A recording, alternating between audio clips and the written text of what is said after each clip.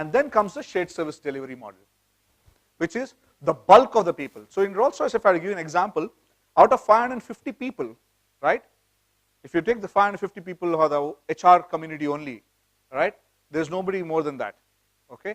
So 550 if I take, there are majority of them are sitting in this organization. Roughly on 350 to 400 people sit in this organization. And if you look at this organization, very small people population sitting. So that's how certain corporates have adapted it. Each company has adapted this model very, very differently. Okay? So you need to understand that just because there's a model there, you can't experiment with it. All right? You can have a hybrid version of the 3-pillar model. And that's what I'm actually showing you. All right? Each corporate, if you go to Google, you'll have a different version. Go to Amazon, you'll have a different one. Go to Boeing, you'll have a different model. Airbus will have a different model. But one common thread you will find is every company will have a shared services team. All right? And that's a very interesting part. Because they realize that you have to optimize your resources and shared services will always be the game. Now, that's a decision that you have to take. Which role would you like to take in an organization? Would you like to take role of COEs, here, shared services, or HR business partners? Understand one thing. As you go, shared services will be the bulk of the organization. COEs will be few group specialists, and HRBP is still smaller. So where will have the highest competition? The top of the pyramid, right? So you'll always have high competition on the top of the pyramid and the middle of the pyramid. Bottom of the pyramid, you don't have any competition. You'll have competition, but you'll not have too many competitions. All right? In this model, there can be another model which is basically a typical HR takes care of end-to-end solution. That's a different another model, which is still existing in a lot of companies. All right? 80% of the population still follows that. 20% of the companies may be following this model. But this is a model which is giving a highest rate of returns. So coming to the next one. Now let's look at what does an HR business partner do in an organization, right? There's a whole list of things that he has to. First, he has to understand the talent needs of the business. Very, very critical from the business partnering perspective, all right? If I can be a business partner to my business, I should understand what my talent challenges are. What is my talent landscape? Is it going to change? How is it changing? What are the various nuances of each of these changes that's happening? All right, what is driving it? And can I arrest it? Can I be part of the arresting team? Can I get together with a group of professionals and see, can we erase these talent challenges? Yes, it could be possible. For example, I have formed a group of our own, for example, in the airline industry, all right? So Rolls Royce, Airbus, Boeing, a couple of more people together, we have formed our own group. So we decide and see how is it good. Now, it can go against the logic saying that, hey, you're cartelizing. No, we're not cartelizing. We're trying to ensure that the talents, because we've got a very limited talent pool, so we don't poach each other. We don't kill each other, end of the day. So what happens, when I start paying higher than the other person, what will I do? He'll come and join me. After a while, there's an urgent need in another company, he'll start paying 15% more than this, so he'll again jump there. The resource will only be hopping around the same industry. I had seen the similar industry, a similar experience in my previous organization, Schneider, when I looked at people when I'm moving building management center, building automation, BMS industry. I found Honeywell, Siemens, Schneider, Honeywell, Siemens, Schneider, Honeywell, Siemens. Everybody is only rotating there. Because the resource pool is so limited, each one will pay a little more and then take him. Because when they get large projects, we need people to execute, they pay a little more, get. And then they say, no project, let go of him. In the process, the people who make the money in the process, which is good. So what we did was we realized and say, we came to common understanding from professionalizing and saying that's how you create a center of influence. So there's a possibility of doing a lot of strategies if you understand the talent need. Okay, that's the underlining point. Assessing employee attitudes. We need to do a lot of employee engagement surveys, right? A lot of companies do it. There's something called a survey and find an opinion. How's the organization climate, right? They do a dipstick study and find out how is it going. Is it going the right direction? Are we giving the right messages to the people? Or are they feeling not connected to the organization? That's where you do a lot of employee attitudinal study, right? That's where you're going to understand your research methodology helps you there, right? Don't just say that, oh, I'm in marketing, I'll just do this. HR only does this.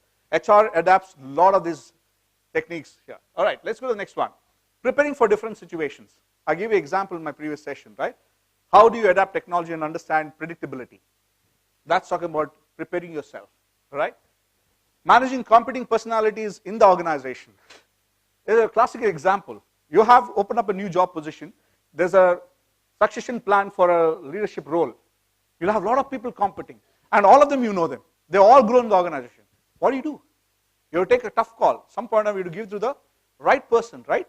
You give the role to the right person. So that's not an easy decision to make, right? When Jack Welch was going, have you heard of Jack Welch? Right? He was GE CEO, right? When Jack Welch was going, he had to take a call. There were 3 competitors for that position, right? He finally chose Jeff Immelt. What happens to the 2 guys? People they didn't stay back. They left the organization and went joined different organization to become their CEOs, right? So one joined Boeing, right? Another boy went and joined, I think, Sears, or I forgot the name of the company. But they couldn't stick around because what happens when too many people competing for the same position, you have to balance it, and that's not going to be easy. And that's where HR has to come up with a very, very clear strategy and plan and a policy to ensure that this competing personalities are managed, and that's going to be applicable in every walk of life. Okay? So, identifying talent issues before they affect the business. Can you anticipate retention challenges? If tomorrow there's an announcement made by Boeing, they're going to set up an engineering center in Bangalore, shall I sit quiet?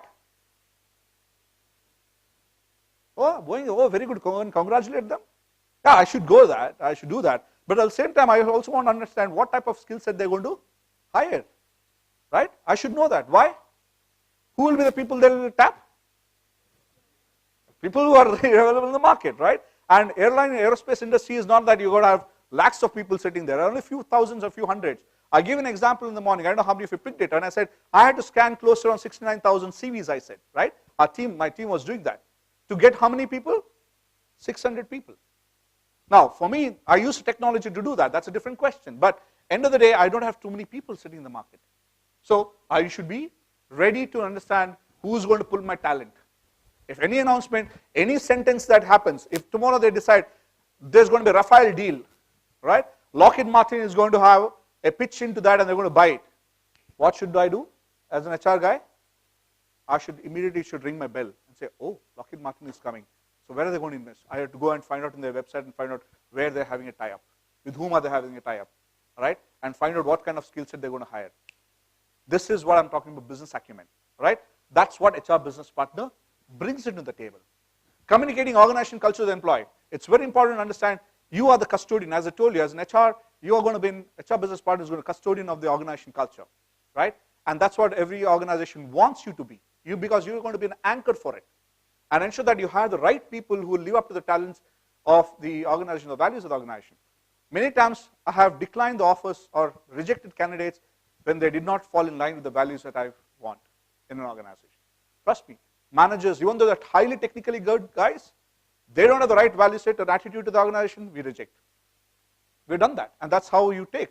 Because tomorrow, once he comes on board, he or she is the one who's going to actually talk about the company, good or bad. If a person starts talking negative things about everything that you do, a person cannot be, you can't hire a pessimist in the organization. You always look at an optimist, right? You have to be very, very clear on that. So that's the decision that you're going to talk about. Responding to things quickly responding to complaints. If you allow it to be there, it's going to create a lot of problems. It's a very interesting story I heard earlier. Carrying dead monkeys on your back. What happens when you carry monkeys on your back? There will be live monkeys, right? And there will be a few dead monkeys. What happens if you carry the dead monkeys for long?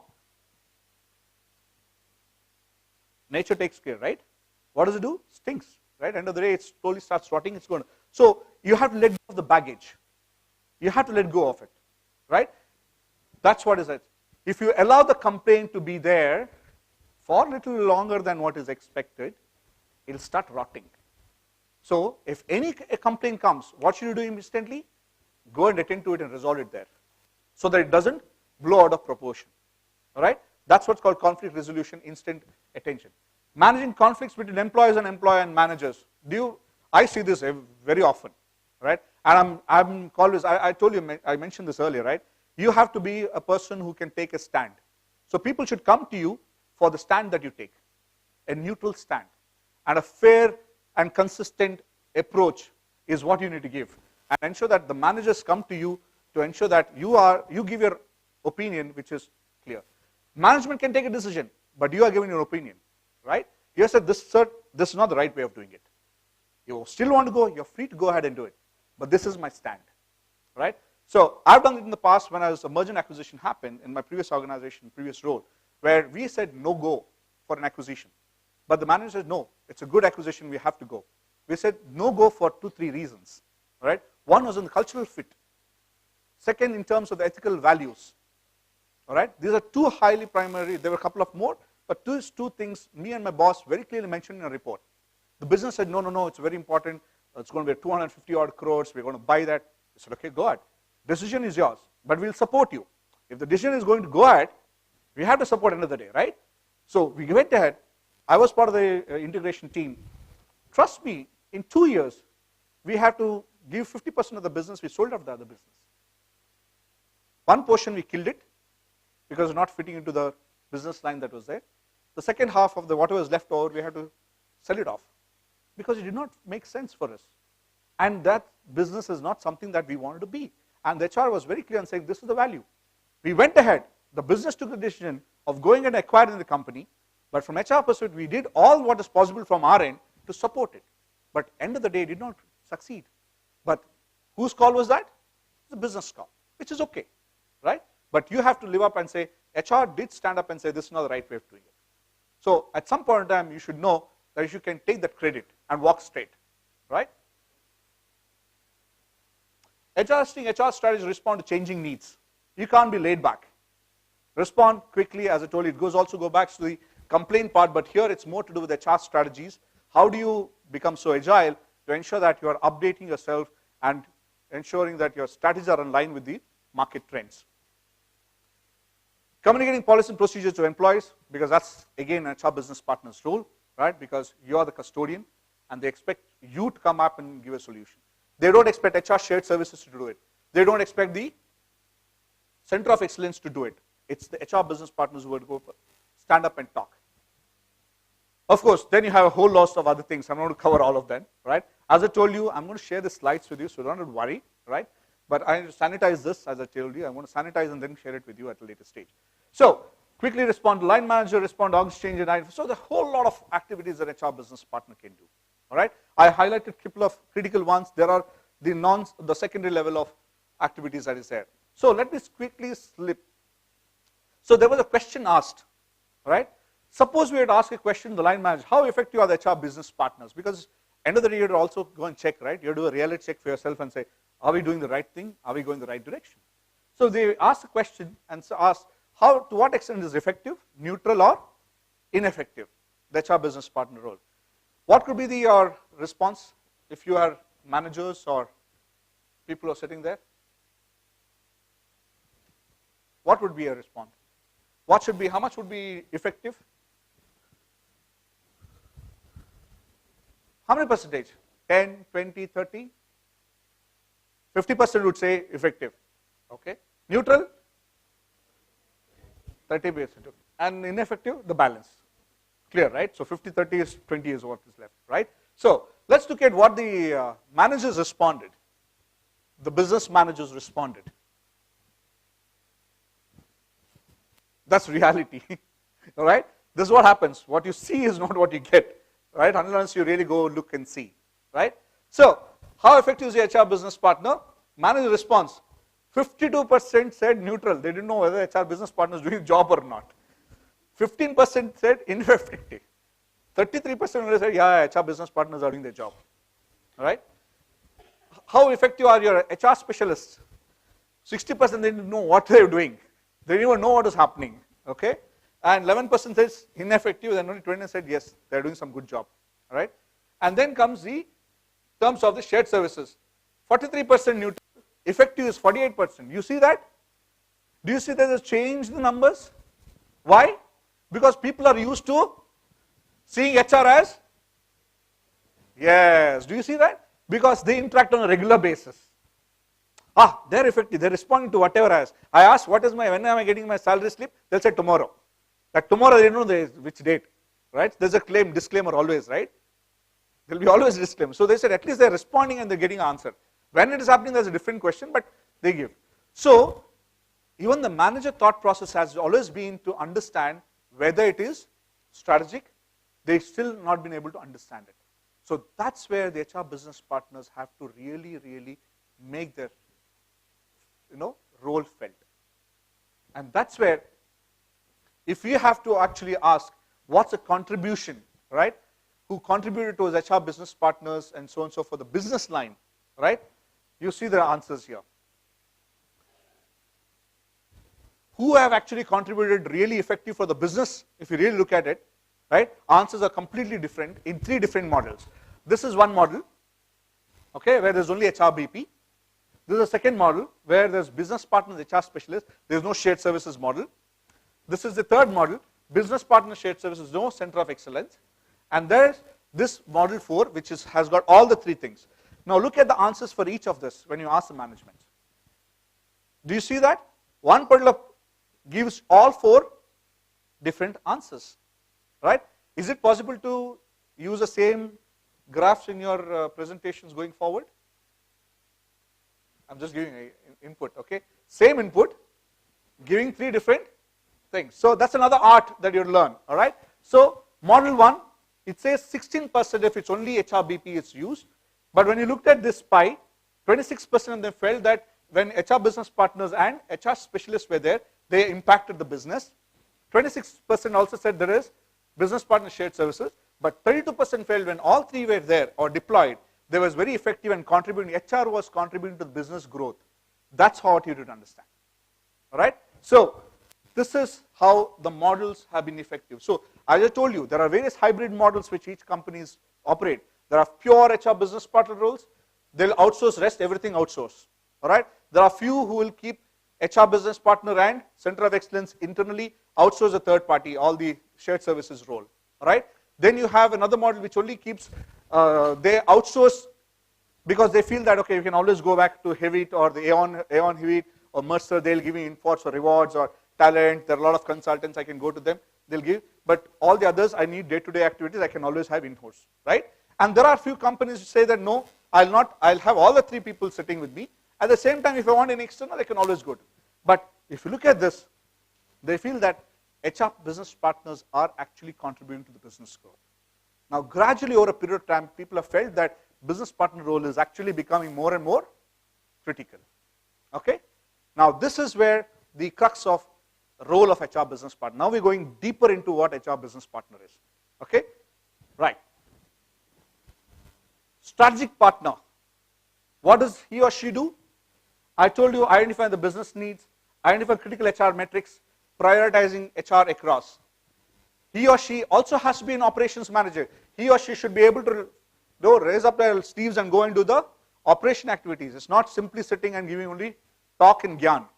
Okay? The guy should be able to go and actually do. That's the reason I said your fundamentals are very important. Don't forget your fundamentals. Right? The moment you forget your fundamentals, you're gone.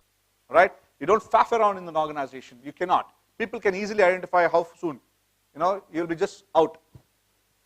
Third, you are an emergency responder. Your business leader looks at you as a guy who can go and solve problems quickly from the HR front. Any issues are there, trust me, even today, my engineer director calls me and says, Sandeep, we have got a problem, right? So can you come up with a solution? We had a driver problem. Interestingly, I will have to share it quickly for 30 seconds on that. We got a lot of, I told you, we have a lot of international assignments. For international assignments, when they operate in India, for safety perspective, we have to give them a vehicle and a driver. Okay? So we gave it to them. These guys use a driver left, right, and center 7 days a week. They don't have any rules and regulations. Why? Because driver is paid by the company, right? And when I looked at, interestingly, my driver was earning roughly around 50,000 rupees every month. That's the salary I'm paying to a driver. I was like wondering and saying, what is happening to my company? I got my engineers, whom I also pay, right? But not so low. But I'm saying, can a driver earn 50,000-60,000 rupees every month? Something is not right. So I would dig deeper. All this while I've been paying, without realizing we have been signing off because I only get the overall value, so I don't look into the deeper, right? You don't look into it. You realize after when you have some relaxed time to sit back and then look at it. That's when you do, when I think. When I look into that, he called me up and said, look, something is problem with the IAs and the drivers, can you solve it? I don't know what is it, something is there not right. When I went deeper, I realized my monthly bill for my drivers was 12 to 13 lakh rupees for only 20 drivers. Okay, and that's the kind of salary that I was paying to them without my knowledge, without knowing, right? When we go deeper and realize it's actually the overtime that these guys have been claiming. And when I go deeper, I realize some of these guys have claimed OT up to 240 hours. That means he slept only 4 hours in a day. That's how it logically does. If he is getting 240 hours OT, apart from the normal working hours, in a month of 22 days, that means in a day he sleeps only 4 hours. Something is not right. That's where you have to catch, right? Understand. Then I went and now I brought in a new policy. I said, guys, this is the new policy. This is how we go to restrict. I'll give you maximum number of hours of 324 hours in a month. You can use a driver. That's it, period. You want to do anything more than that? Go take Ola or Uber. Now these guys came back, oh no, for per day we need it. I said, hello, we work 5 days a week. 6 days because we want you to use a vehicle for your family, friends, blah, blah, blah. But you have to use it only for this many hours. I brought in the law into the picture. I said, as per the Motor Vehicles Act, this is the maximum number of hours that the driver can drive in a day. You have to give them break, you have to give them this. The moment I brought in that, everybody said, okay, we'll comply. That's how you need to actually pay your card. Now, if I was in simple HR, I said, oh, cost, cut down drivers only. I would actually cut down. That's a typical way of reacting. Can I keep, because IAs are used to the drivers, because I build a special bond over a period of time. I can't cut it overnight. You should know how to plan it carefully. All right? And that's where you as an HR, now since I brought in this, my director is very happy. He said, I'm so glad that you come with a new policy, all right? And you are communicating to them. It took me around 3 months to get this done because they resisted. But over a period of talking, explaining about the compliance, because it has globally approved also. End of the day, because IAS also have rules in their particular country, have to maintain their standard of living, in India as well. So, end of the day, you should be a emergency responder for any business problem. And then, last, you need to be an employee mediator.